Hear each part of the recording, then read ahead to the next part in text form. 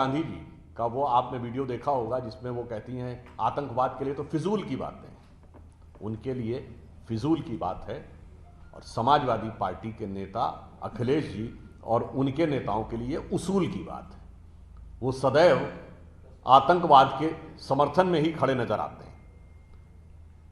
इसलिए मैं ये कहना चाहता हूं कि अपराध आतंकवाद के साथ जिस प्रकार की दुरभिसंधि समाजवादी पार्टी में है और शांति और अहिंसा के प्रतीकों के प्रति जैसी दुर्भावना उनके मन में है, उत्तर प्रदेश की जनता इसे भली भांति देख रही है। एक तरफ हम हैं, हमारी सरकार में आने के बाद याद करिए भगवान बुद्ध की निर्वाण स्थली कुशीनगर में अंतर्राष्ट्रीय एयरपोर्ट पहले बना, गोरखपुर में बाद में बना।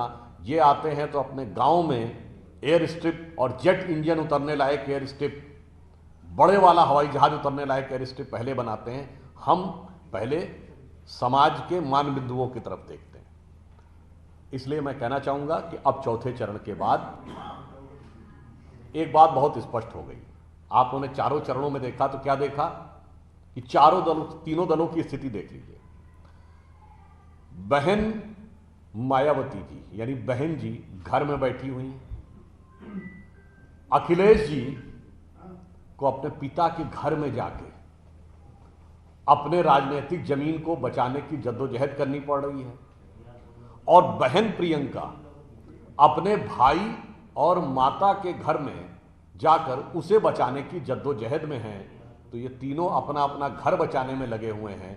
और एक तरफ योगी जी के नेतृत्व में उत्तर प्रदेश और मोदी जी के नेतृत्व में केंद्र में भारतीय जनता पार्टी की सरकार लाखों उत्तर प्रदेश वालों को घर देते हुए विकास के भव्य भवन के निर्माण के साथ राष्ट्रीय गौरव और सांस्कृतिक गौरव के मान बिंदुओं के प्रतीक चाहे काशी में हो या अयोध्या में हो, उनके भी निर्माण में संलग्न है। ये हमारे और उनकी सोच में जो अंतर है उसे वह स्पष्ट कर रही है। मुझे लगता है कि अब अगले 3 चरण, जैसे कोई मैच की सीरीज होती है ना, कि अगर आपने 4 मैच जीत लिए तो अब 3 वाले में तो आप जीत ही गए ना, तो 4 में तो फैसला हो गया है।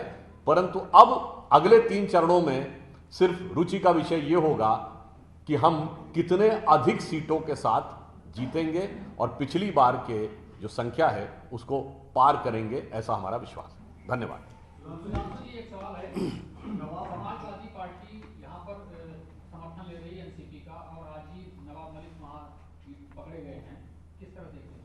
इसी से जुड़ा मेरा सवाल है, एनसीपी और शिवसेना दोनों ने कहा है कि आप ईडी, सीबीआई, एनआईए, ये सारी केंद्रीय एजेंसियां इनको पॉलिटिकल टूल के रूप में इस्तेमाल कर रहे हैं। देखिए, जो केंद्रीय जांच एजेंसियां हैं वो गुण दोष के आधार के ऊपर इन सारे केसेस पर जांच कर रही हैं।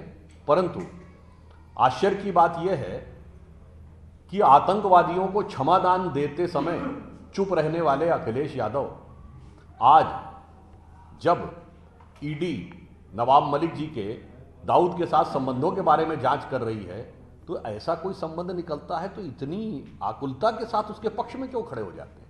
क्या ये अपने मन में संदेह उत्पन्न नहीं करता है?